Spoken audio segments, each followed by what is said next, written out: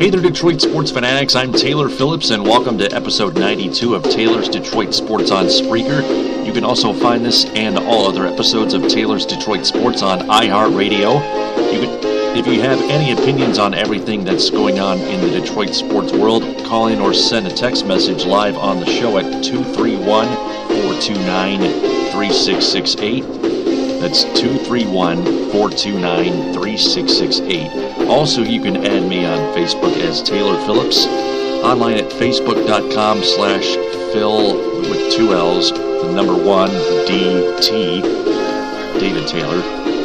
That's Phil1DT with two L's, the number 1 DT. Like my Facebook page, Taylor Phillips' Detroit Sports page.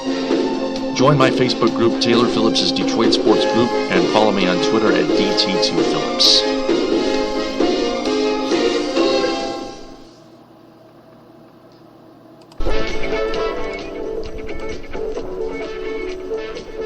Lots to talk about tonight. We'll talk about Wings, Pistons, college basketball tipping off its regular season, plus some college football in the state of Michigan, and the Tigers re-signing Victor Martinez and Joel Hanrahan officially.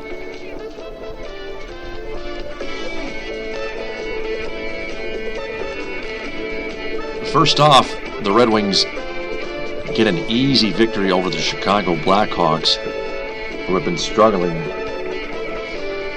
a bit this season. The Wings beat the Blackhawks 4-1 at Joe Louis Arena.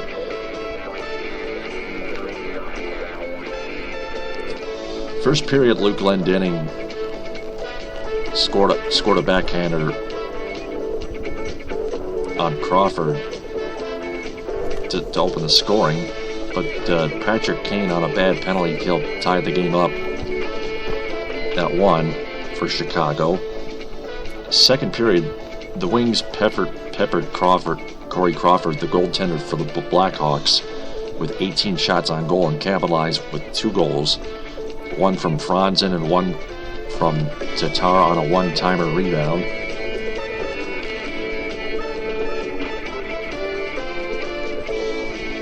And then, of course, Brendan Smith with the early empty net goal with 2:08 left in the third period.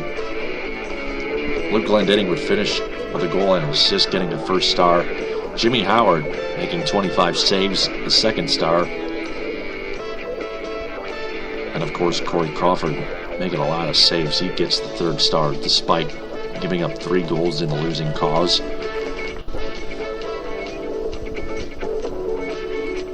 There's also a chat window on this episode of Spreaker and on iHeartRadio on episode 92. You can chat live here. I thought the Red Wings were playing stout defense.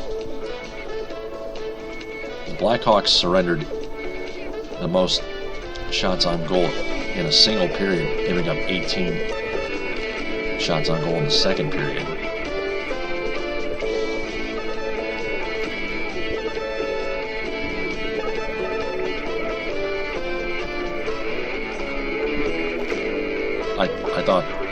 I thought the Hawks gave the puck away a lot of times.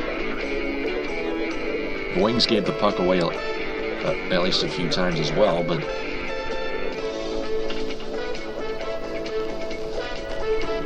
the Wings defense outplayed the Blackhawks all along in this game.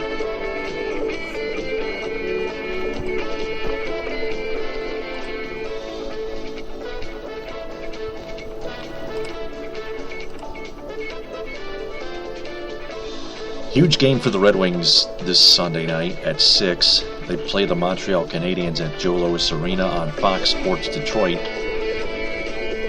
They're playing the same time the Lions are playing the Cardinals at 4:25 on your local Fox affiliate.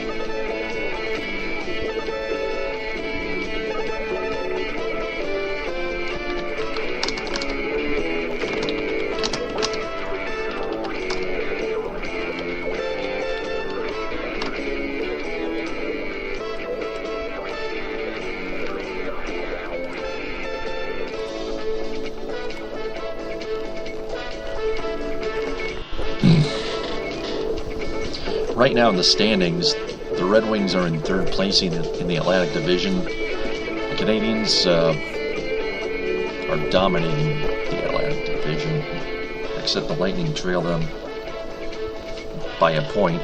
The Habs with 25 points, the Wings with 21. It'll be a huge game for the Red Wings, not only for revenge, but a very important race for the top spot in the Atlantic Division in the Eastern Conference. For the Blackhawks, they are stuck on the third wild card spot in the Western Conference with 19 points. 1 point behind a tie for first and second place in the wild card spot in the Western Conference between the Los Angeles Kings and the San Jose Sharks.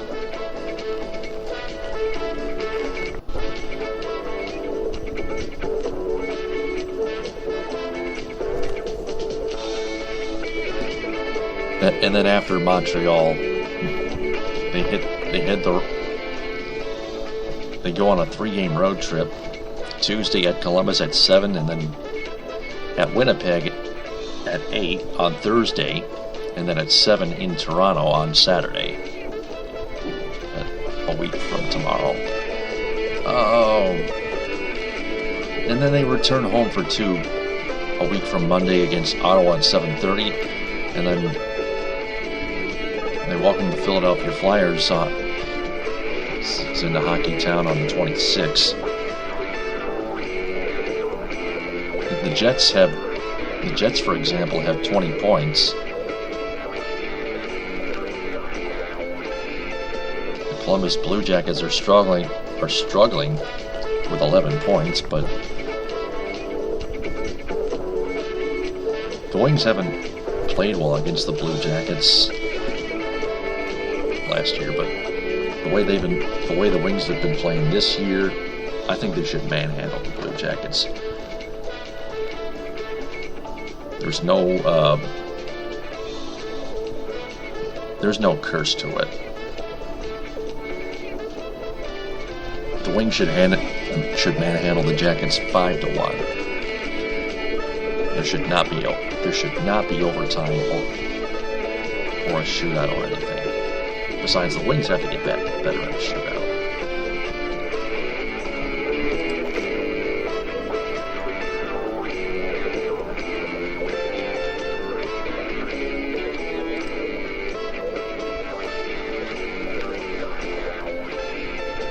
A lot of stuff to get to. Let's get to the Pistons here. If you want to call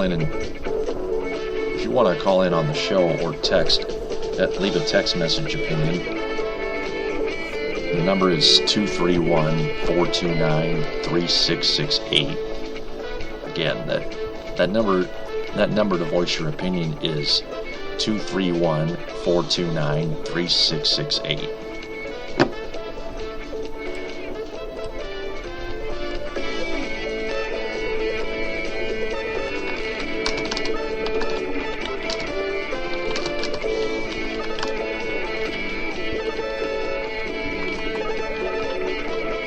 Pistons get a much-needed victory in Oklahoma City, beating the Thunder 96-89 in overtime after allowing the Thunder to come back with a 12-1 run. The Thunder took the lead, but the Pistons tied it at 80, and then it was tied at 82, and the Thunder missed a game-winning shot.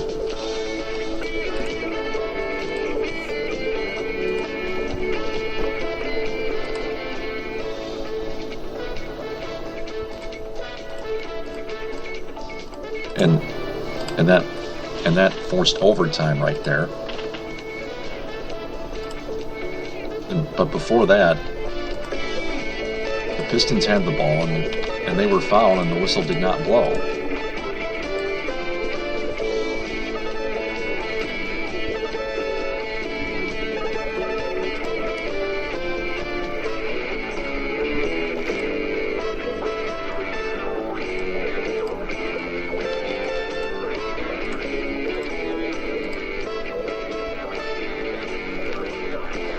But in overtime, that's when Brandon Jennings took over. He sunk 2 fadeaway threes and put up a sick and scored on a sick layup, driving to the hoop down the lane. Finished with 8 points in overtime and 29 total, with 5 assists and 5 rebounds, plus 2 steals, both on Reggie Jackson and a one block for good measure. The Pistons defense held the Thunder to under 40% shooting. That's pretty good.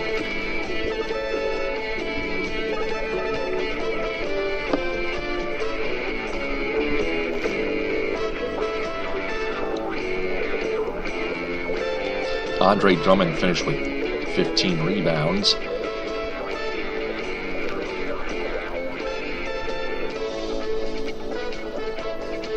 Helping the Pistons to a 55-42 edge.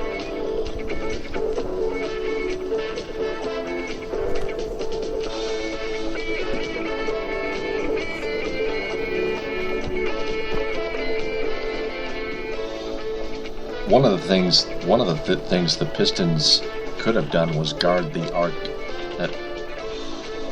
3-point line a lot better. They were leaving Thunder shooters wide open from behind the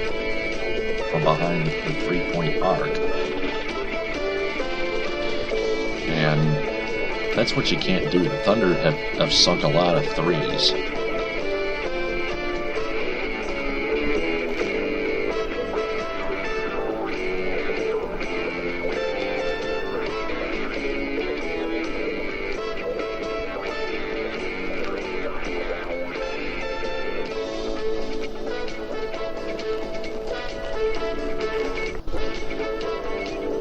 Pistons also turned the ball over 6 times in the first quarter and 11 total in the first half,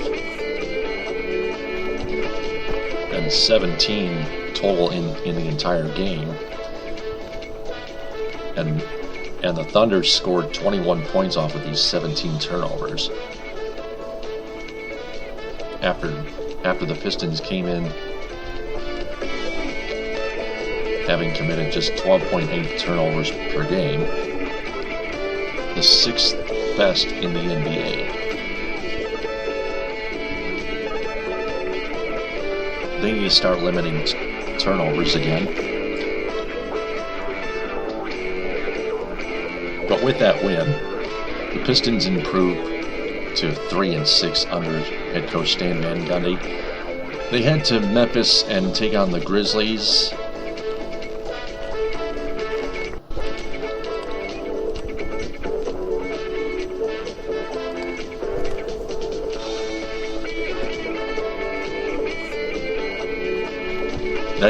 That game also tips off at 8 on Fox Sports Detroit.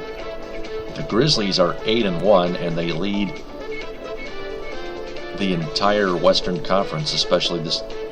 They lead the Southwest Division and the Western Conference. They are tied for the Western Conference lead with the Houston Rockets, their Southwest Division foe. The Rockets are 8-1 as well. The Grizzlies are unbeaten at home. They're 4-0. The Pistons have only one road win, but that was from tonight in Oklahoma City. They're 1-4.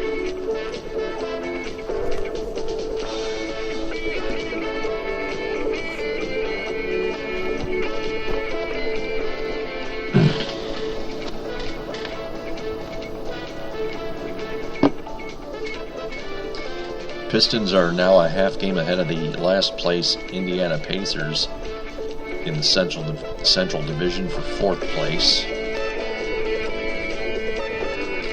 and a game behind the 4-5 Milwaukee Bucks. Cleveland Cavaliers in 2nd place in the division, 4-3. 5th place in the Eastern Conference, and the Eastern Conference leading Chicago Bulls leading the Central Division at 7-2.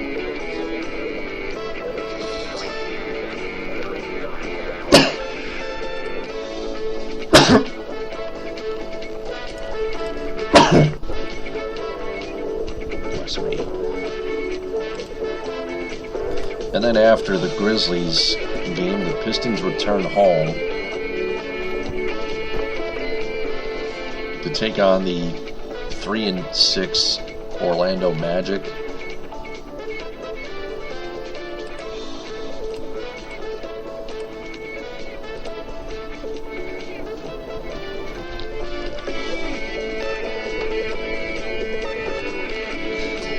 The Magic are 4-6, obviously in last place in the Southeast Division.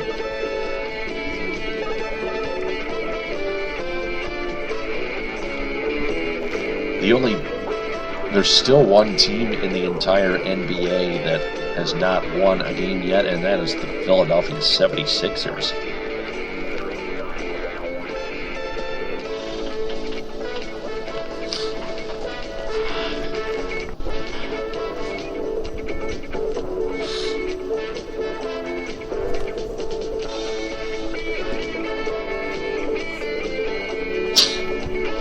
Lakers are the second worst at 1-8. They're playing the San Antonio Spurs right now.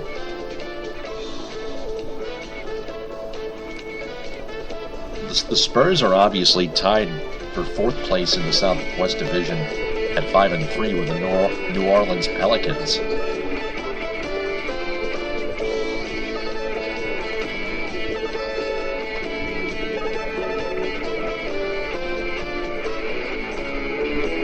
And they already played.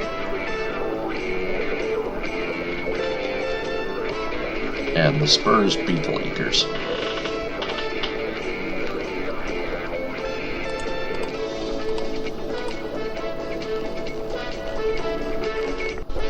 (93-80).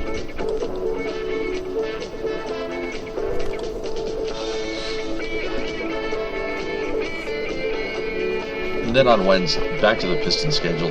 The Pistons also take on the Suns on Wednesday. At both those games, tip off at 7:30 on Fox Sports Detroit and Detroit Sports 105.1. Then they're back on the road for 2 games in Atlanta on Friday, and then a week from Tuesday in Milwaukee.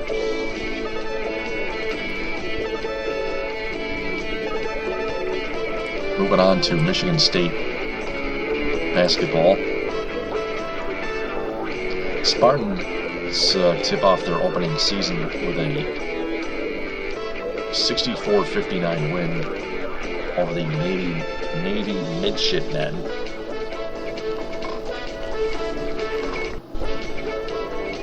The Midshipmen.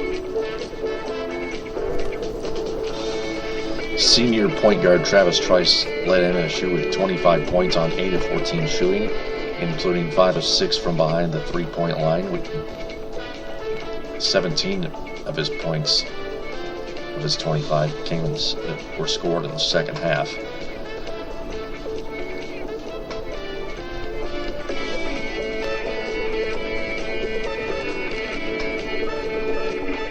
Navy came back with 10 straight points, including 3 buckets in a span of 33 seconds.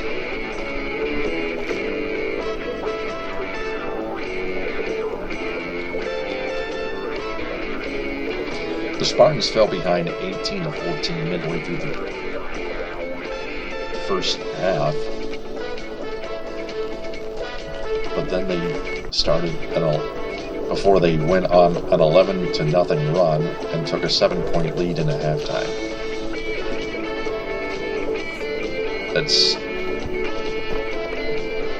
That's 25-14, at 25-18 at the half.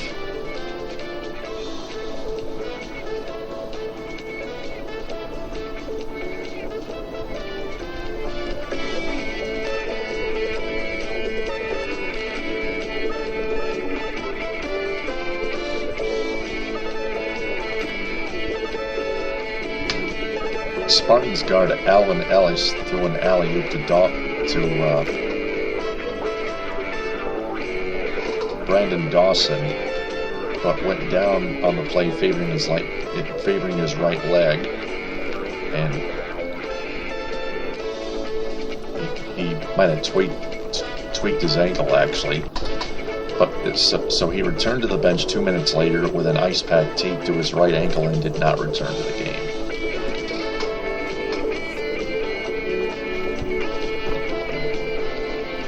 Denzel Valentine scored just 5 points and recorded 3 turnovers.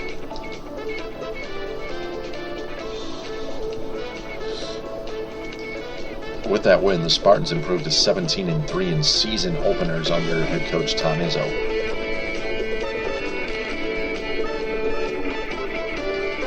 And for the midshipmen, senior guard Brandon Venturini from Allendale, Michigan, finished with 11 points.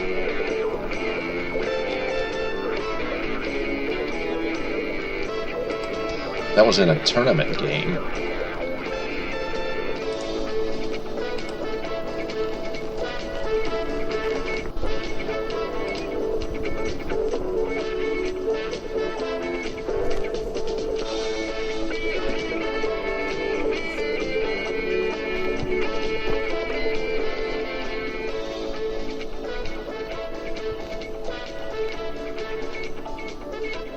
Next game for the Spartans is against the number 4 ranked Duke Blue Devils on Tuesday in Indianapolis. For Navy, they play Notre Dame on Sunday.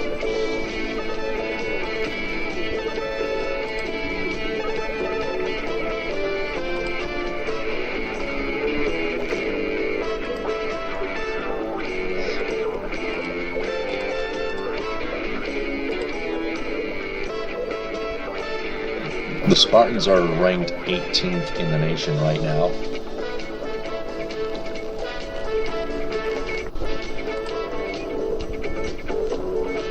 The Spartans Blue Devils game will be televised on ESPN. Tip-off time is set for 7 o'clock p.m. Eastern Time. It is the Champions Classic.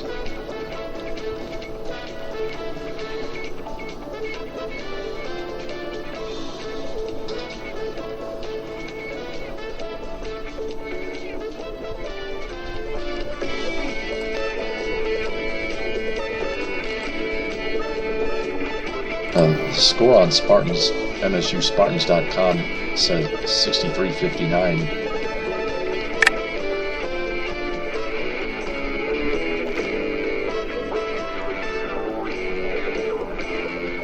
But it's MLive.com and thescore.com say the score is 64-59.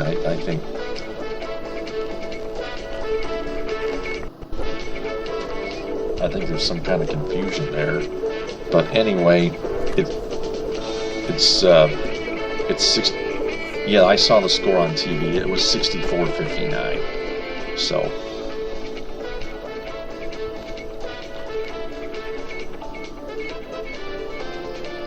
we can disregard that.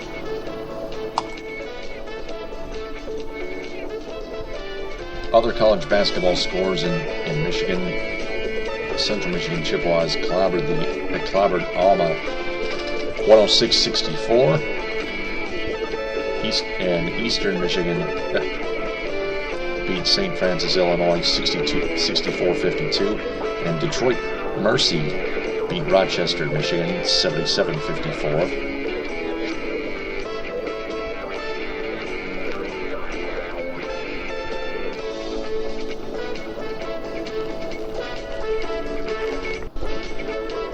Michigan basketball, ranked 24th in the nation, tips off their regular season at home at Chrysler Arena in Ann Arbor against Hillsdale.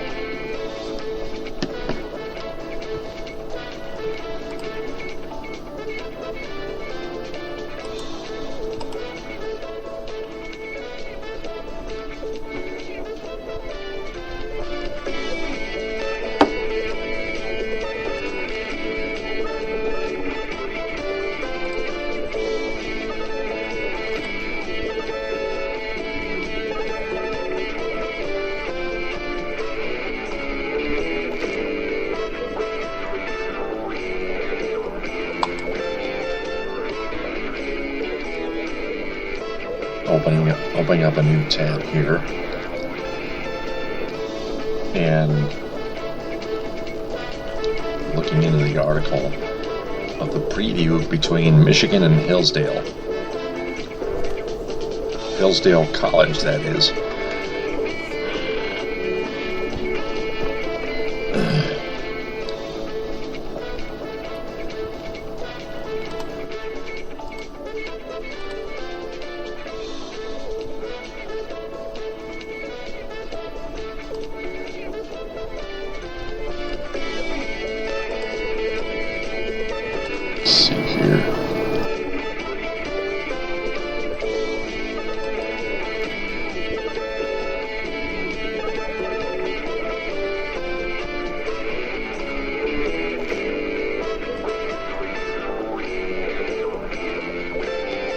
The Wolverines begin their 99th season of basketball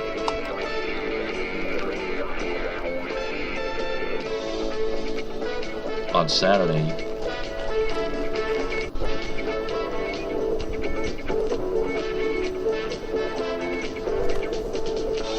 And they begin their 8th season under head coach John Beilein.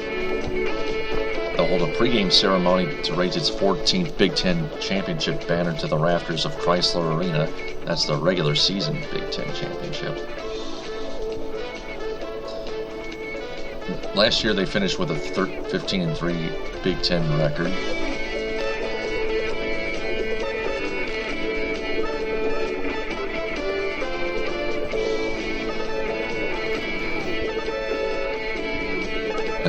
And that Big Ten regular season title was their first outright title in 28 years.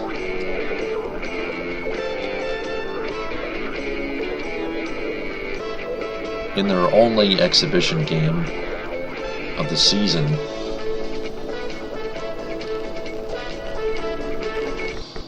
they steamrolled the Wayne State Warriors 86-43. Karis LeVert led the Maize and Blue in scoring with 16 points and got 6 assists, while Zach Irvin collected 13 points and 5 rebounds.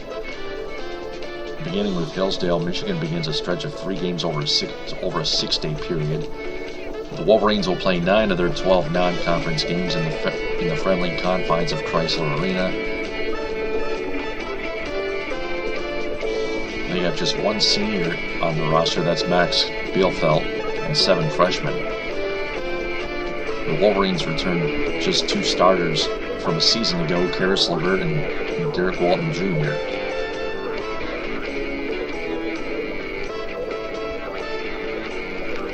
Karis LeVert, a preseason All-Big Ten selection, was named to the Lute Olson preseason All-American team, as well as selected to the watch list for the Lute Olson National Player of the Year award.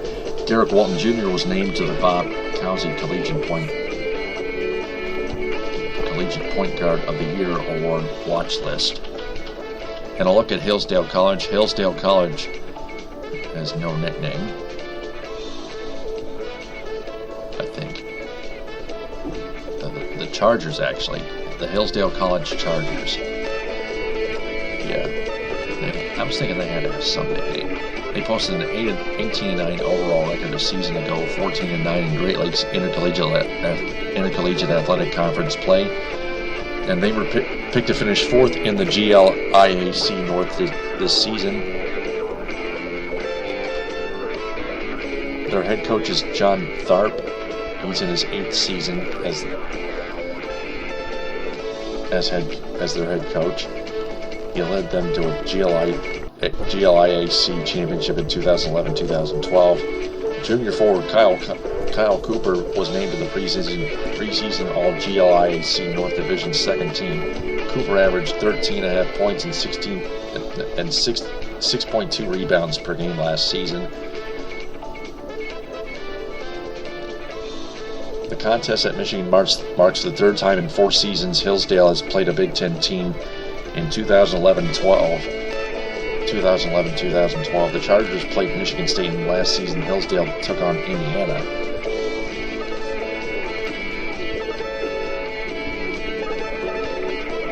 And that's it.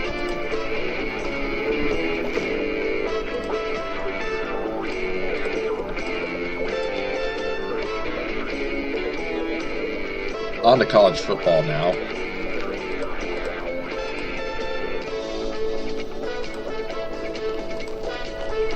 We got 14 minutes left. 231-429-3668 is the number to call in on the show or text your opinion. Michigan State versus Maryland. Position breakdown. Quarterback goes to Michigan State. Running back goes to Michigan State. Connor Cook is coming off a career-high 358-yard passing performance and included 2 touchdown passes and 6 carries for 15 yards. Michigan State is coming off a humiliating loss to the Ohio State Buckeyes at home, 49-37. Their defense because of a lack of defense, obviously. Jeremy Langford is looking for his first run of 40 yards or more this season, and he's fumbled the ball in the past 2 contests, losing one of them. Nick Hill and Delton Williams have both their great moments in limited opportunities. Hill with a 76-yard run, Williams with an 80-yarder. Offensive line, edge goes to Michigan State. Michael Dunn and center Sal Conaboy are the Terrapins' best offensive linemen. There hasn't been a real weak spot, but left guard Silvano Altamirano is the least experienced of Maryland's offensive linemen. For Michigan State, the Spartans' offensive line has had back-to-back stellar efforts, neutralizing Joey Bosa last week and winning the battles on short yardage run situations. The offensive line is in championship form now that it's able to go 8 deep and wear down opponents. Receivers, the edge is even. Dion Long is Maryland's most talented receiver, with Stephon Diggs injured.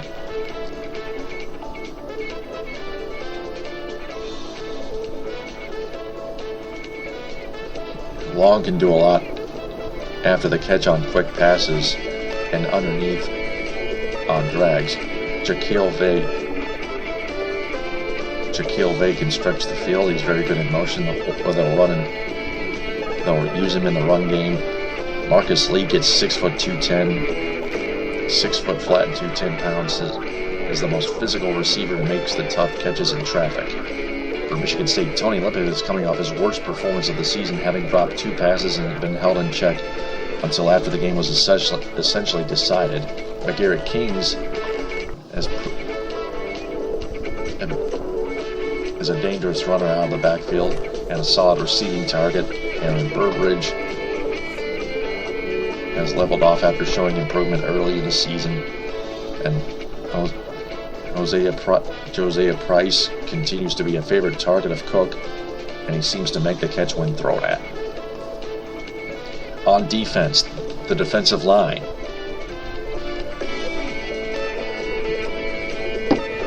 For Maryland, defensive end Andre Monroe is third in the Big Ten in sacks with 7.5.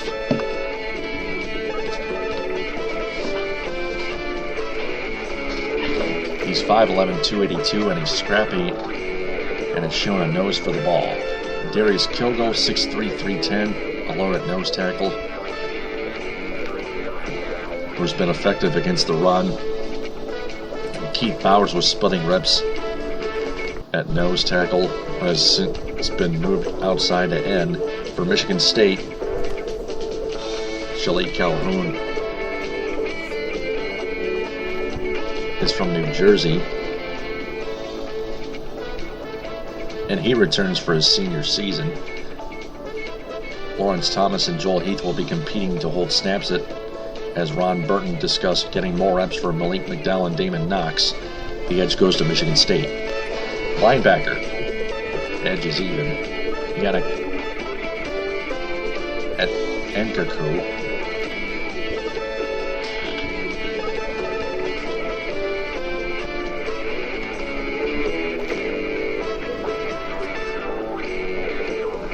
talented and gifted pass rusher. Yannick Cujo-Virgil, 6'2", 250, has proven effective off the edge. Matt Robinson out the past 2 games and is questionable. The shoulder injury. The Terps linebackers have been beat to the perimeter by more than one opponent this season. The Spartans linebacking corps will be challenged by Maryland. The fourth team MSU has played that utilizes multiple formations. The other 3 were Oregon, Purdue, and Ohio State.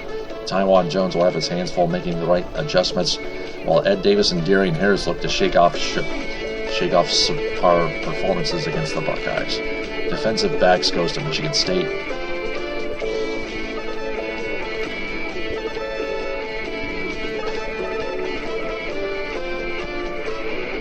Safeties Curtis Drummond and R.J. Williamson will need to be back in good position after a tough game against Ohio State. Darian Hicks looks to rebound for the toughest game of his young career. Trey Waynes could be on the line as he'll be challenged by talented Maryland receivers.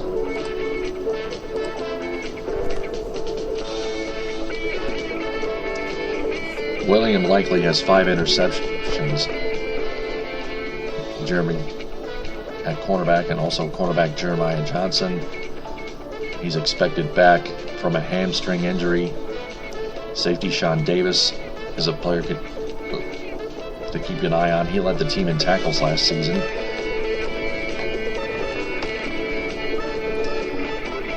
He can play lockdown coverage, and the Terps like to blitz him.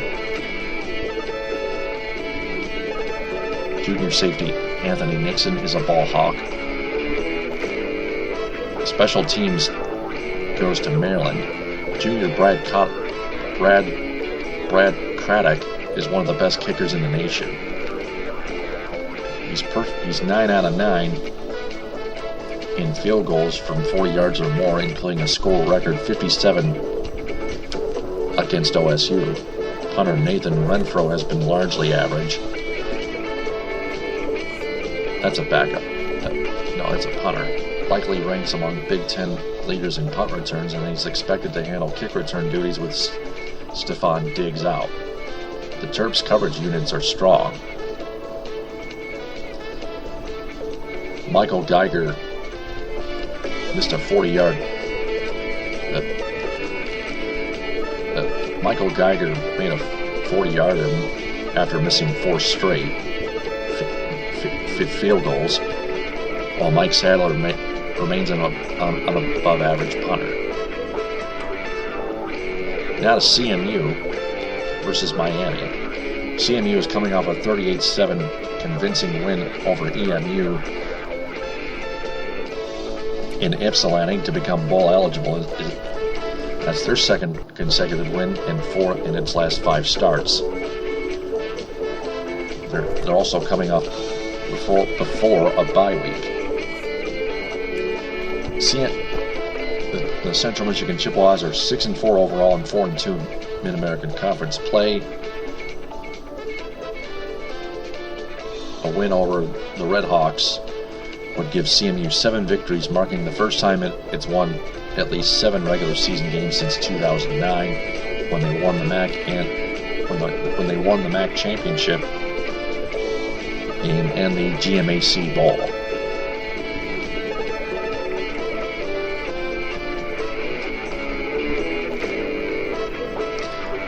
Miami, Ohio is 2-8 overall and 2-4 in MAC play.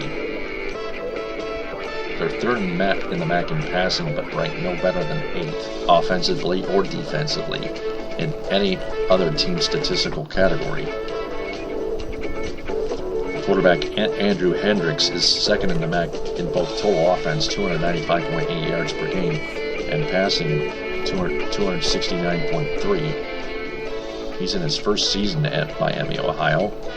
Chips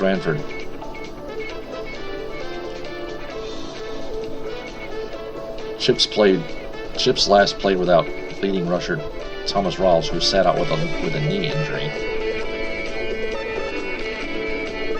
Freshman Devin Spalding and junior Sailor Lavalle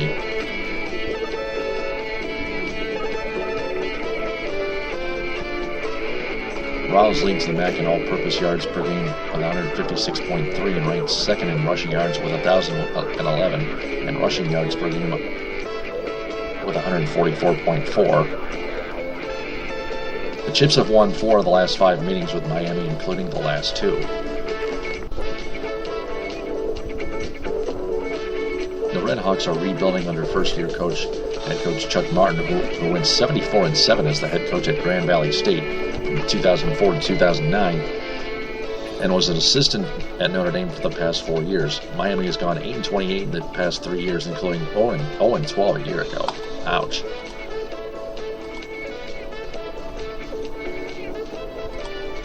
Now, EMU and WMU, Eastern Michigan Eagles, Western Michigan Broncos. Broncos are bowl eligible, 6-3. EMU 2-7. Speaking of home, they've lost 3 straight. Western Michigan is going to clobber Eastern Michigan, and I know that. Western Michigan's won 4 straight, dating back 1-point overtime loss to Toledo in early October.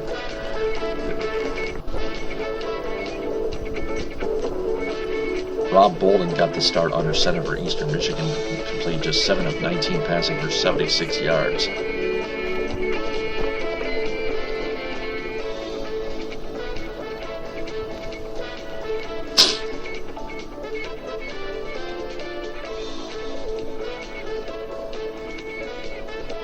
Quarterback Zach Terrell has thrown for 15 touchdowns for Western and 2,311 yards against just 6 interceptions.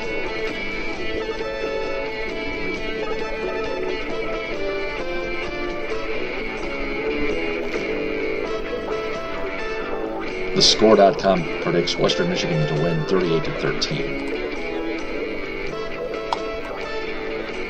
Now for the Tigers, they officially re-signed Victor Martinez to a 4 years to their agreed 4-year, $68 million contract. He also signed relief pitcher Joel Hanrahan, who was out for the year, to a 1-year, $1 million contract with $2.5 million in incentives, according to USA Today. Glad the Tigers are keeping him because they're getting him back from injuries. They're also getting Bruce Rondon back in relief in the bullpen from injury as well. But they need a little extra bullpen help. The names don't, like I said, the names don't have to be that big. They're not. They said they're not. They are unlikely to make moves for big name bullpen, big name relief pitchers, because of their limited payroll. That's going to do it for Taylor's Detroit Sports episode 92. I'll start talking Lions again tomorrow night. Thanks for downloading and listening. GTFN, ta-ta for now.